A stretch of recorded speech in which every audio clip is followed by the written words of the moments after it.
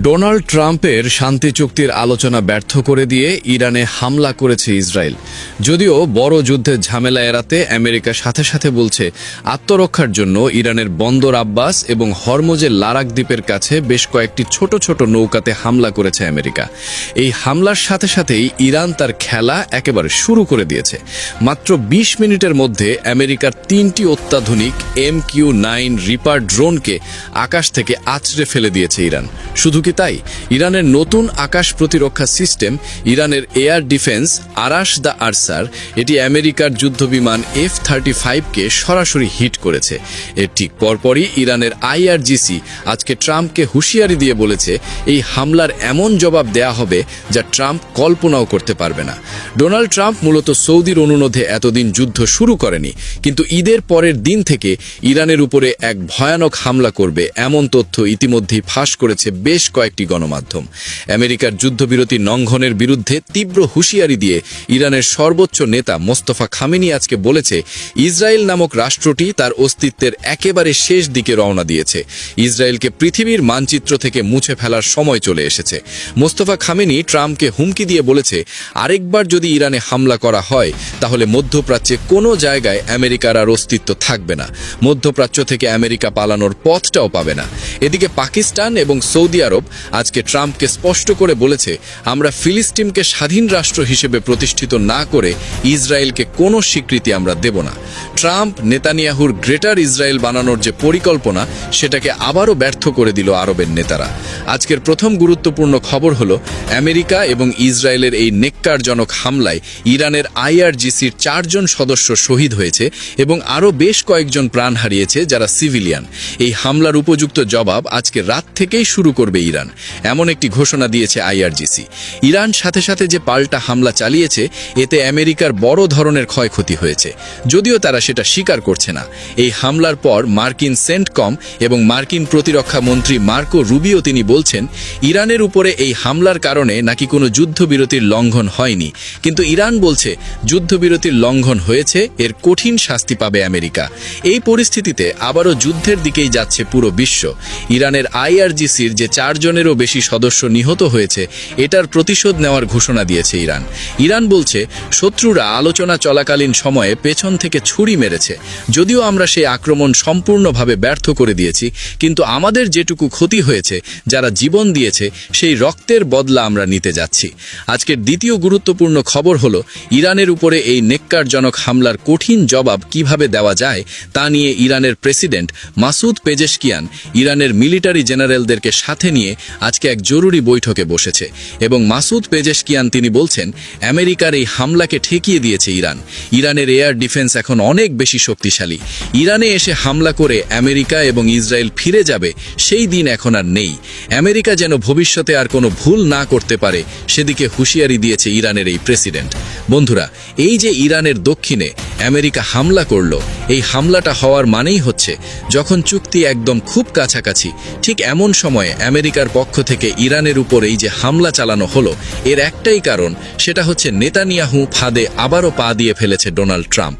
আরেকটি কারণ হচ্ছে যাতে একটা চুক্তি না হয় এই জন্য নেতানিয়াহু নিজেই এই হামলাটা করেছে, কিন্তু ডোনাল্ড ট্রাম্প সেই হামলার দায় এখন নিজের কাঁধে নিয়ে নিয়েছে, আর এরই মাধ্যমে আর কোনো চুক্তি হচ্ছে না। ঈদের দিন অথবা তার পরের দিন থেকেই আবারও মহাযুদ্ধ শুরু হতে যাচ্ছে ইরান এবং আমেরিকার মধ্যে। বন্ধুরা, আজকের তৃতীয় গুরুত্বপূর্ণ খবর হলো ডোনাল্ড ট্রাম্পের গতকাল দেয়া প্রস্তাবকে সম্পূর্ণরূপে প্রত্যাখ্যান করেছে পাকিস্তান এবং সৌদি আরব। পাকিস্তানের প্রতিরক্ষা মন্ত্রী খাজা আসিফ তিনি আজকে আমেরিকাকে হুঁশিয়ারি দিয়ে বলেছে আমেরিকা হলো এমন একটি দেশ যাদেরকে আসলে কোনোভাবে বিশ্বাস করা যায় না। সে জায়গায় আমরা কিভাবে আমেরিকার কথা শুনে ইসরায়েলকে স্বীকৃতি দেব? ইসরায়েল একটি রাষ্ট্র, এর নামই তো আমাদের পাসপোর্ট নেই।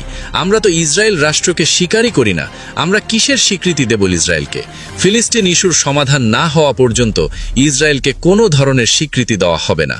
বন্ধুরা, এদিকে সৌদি আরব বলছে যতক্ষণ পর্যন্ত ফিলিস্তিনকে স্বাধীন রাষ্ট্র করা না হচ্ছে ঠিক ততক্ষণ পর্যন্ত সৌদি আরব ইসরায়েলকে স্বীকৃতি দেবে না। আব্রাহাম চুক্তিতে স্বাক্ষর করবে না সৌদি আরব, এমনকি কোনো আরব দেশ ইসরায়েলকে স্বীকৃতি দেবে না বলে ট্রাম্পকে স্পষ্টভাবে জানিয়ে দিয়েছে। এ খবর শোনার পরপরই আরবদের উপরে ভীষণ চটে গেছে ডোনাল্ড ট্রাম্প। আমেরিকা এবং ইসরায়েল মিলে ইরানে যে হামলা করলো আজকে, সেই হামলা করার পেছনে এটাও কিন্তু একটা অন্যতম কারণ হতে পারে। ডোনাল্ড ট্রাম্প নেতানিয়াহুকে কথা দিয়েছিল আরবের কাছ থেকে স্বীকৃতি এনে দেবে। ট্রাম্পের সেই কূটচালকে একেবারে ধরাশায়ী করে দিল আরবের নেতারা। আজকের চতুর্থ গুরুত্বপূর্ণ খবর হলো, ডোনাল্ড ট্রাম্প যখন ইরানের সাথে চুক্তির জন্য মরিয়া, ঠিক সেই সময়ে নেতানিয়াহু আজকে ঘোষণা দিয়েছে লেবাননে হামলা বহু গুণে বাড়িয়ে দাও।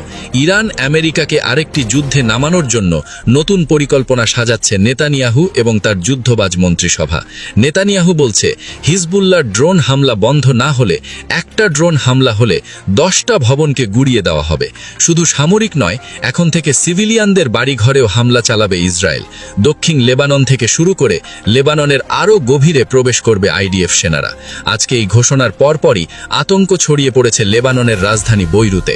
যখন সারা বিশ্বের মুসলমানরা পবিত্র আরাফার দিনে প্রবেশ করছে, যখন কুরবানি ঈদের জন্য প্রস্তুত হচ্ছে, ঠিক সেই সময়ে ঈদের আনন্দকে মাটি করে দিতে নেতানিয়াহু এবং তার মন্ত্রী পরিষদের নেতারা এখন লেবাননের ওপরে আরেকটা যুদ্ধ চাপিয়ে দিয়েছে। এবং সেই আশঙ্কায় গতকাল রাতে লেবাননের রাজধানী বৈরুত থেকে মানুষ নিরাপদে পালিয়ে যাচ্ছে। তবে লেবাননের বিরুদ্ধে কেন এই যুদ্ধ চাপিয়ে দিচ্ছে ইসরায়েল, তার দুটি কারণ। একটি হচ্ছে ইরান আমেরিকা যেন কোনো চুক্তি না করতে পারে, আরেকটি হচ্ছে হিজবুল্লাহকে একেবারে শেষ করে দেওয়া। কিন্তু লেবাননে হিজবুল্লাহকে ঠেকাতে চরমভাবে ব্যর্থ হচ্ছে ইসরায়েল। নেতানিয়াহুল আজকের ঘোষণার ঠিক পরপরই ইরান হুঁশিয়ারি দিয়ে বলেছে, যদি একতরফাভাবে লেবাননের উপরে কোনো হামলা চালানো হয়, সেটার প্রতিক্রিয়া হবে অত্যন্ত ভয়াবহ। কুরবানি ঈদের দিনই ইরানের উপরে হামলা করতে পারে আমেরিকা এবং ইসরায়েল। বিভিন্ন গোয়েন্দা সংস্থার এরকম রিপোর্ট ফাঁস হয়েছে। কেউ কেউ বলছে হজের দিনগুলোর জন্য অপেক্ষা করছে ডোনাল্ড ট্রাম্প। ইরানের সাথে শেষ পর্যন্ত আমেরিকা কোনো আলোচনায় যাবে না, কোনো আলোচনা বা কোনো চুক্তিও হবে না। বরং আমেরিকা ইরানকে আলোচনার ফাঁদ পেতে ইরানকে ব্যস্ত রেখেছে। আমেরিকা ইরানের বিরুদ্ধে আরেকটি বড় আক্রমণ চাপিয়ে দিতে যাচ্ছে। এই আশঙ্কা এখন আরও ডালপালা মেলেছে যখন দেখা যাচ্ছে ইরানের মিত্র লেবাননের উপরে বড় ধরনের সামরিক অপারেশন শুরু করেছে আমেরিকার প্রক্সি ইসরায়েল। বন্ধুরা, আজকের দিনের শুরুতেই ইসরায়েলের বিমান হামলায় লেবাননের 17 জন লেবানিজ নাগরিক নিহত হয়েছে। এই ঘটনাগুলো আমেরিকা এবং ইসরায়েলের মধ্যে যে শান্তি আলোচনা, শান্তি চুক্তির যে সম্ভাবনা ছিল, সেগুলোকে একেবারে ক্ষীণ করে তুলেছে। আবার এদিকে ইসরায়েল শুধুমাত্র লেবাননেই হামলা চালাচ্ছে তা কিন্তু নয়। ইসরায়েল নতুন করে সংঘাত উস্কে দিচ্ছে গাজায়। গাজায় দফায় দফায় ড্রোন হামলা চালিয়ে ফিলিস্তিনিদের হত্যা করা হয়েছে গত কয়েকদিন ধরে। আজকে গাজা উপকূলে ফিলিস্তিনি জেলেদের নৌকায় সরাসরি গুলি চালিয়েছে ইসরায়েলের সেনারা। ঠিক এভাবেই লেবাননে গাজায় যুদ্ধবিরতি লঙ্ঘন করছে ইসরায়েল। কিন্তু এই ইসরায়েলকে থামাবে কে? ডোনাল্ড ট্রাম্প নিজেই তো ইরানে যুদ্ধবিরতি লঙ্ঘন করছে, তাহলে নেতানিয়াহুকে কিভাবে সে থামাবে? বন্ধুরা, আজকের পঞ্চম গুরুত্বপূর্ণ খবর হলো, গতকাল কাতারে গিয়েছে ইরানের পররাষ্ট্রমন্ত্রী আব্বাস আরাকচি, ইরানের সেন্ট্রাল ব্যাংকের গভর্নর এবং ইরানের স্পিকার বাঘের গালিবাফ। তারা বলছে কাতার ইরানকে যথেষ্ট সহযোগিতা করছে। আমেরিকার বিভিন্ন ব্যাংকে আটকে থাকা যে $12 বিলিয়ন, সেটা কাতারে কিন্তু আটকে আছে।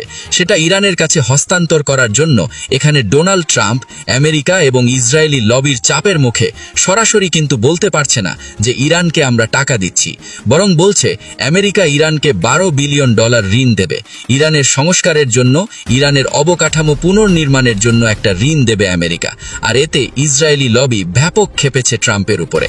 এদিকে ইরানের পররাষ্ট্র মন্ত্রণালয়ের মুখপাত্র বাঘের ইসমাইল, তিনি বলছে, আমাদের হাতে এই $12 বিলিয়ন আসলে অবশ্যই সেই টাকার একটা অংশ আমরা আবারও মিসাইল ডিফেন্স তৈরিতে ব্যবহার করব।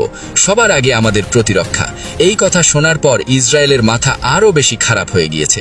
শেষ পর্যন্ত এই $12 বিলিয়ন ইরান না পাওয়ার সম্ভাবনাই প্রবল, কারণ যুদ্ধ শুরু হলে এই টাকা কোনোভাবেই পাবে না ইরান।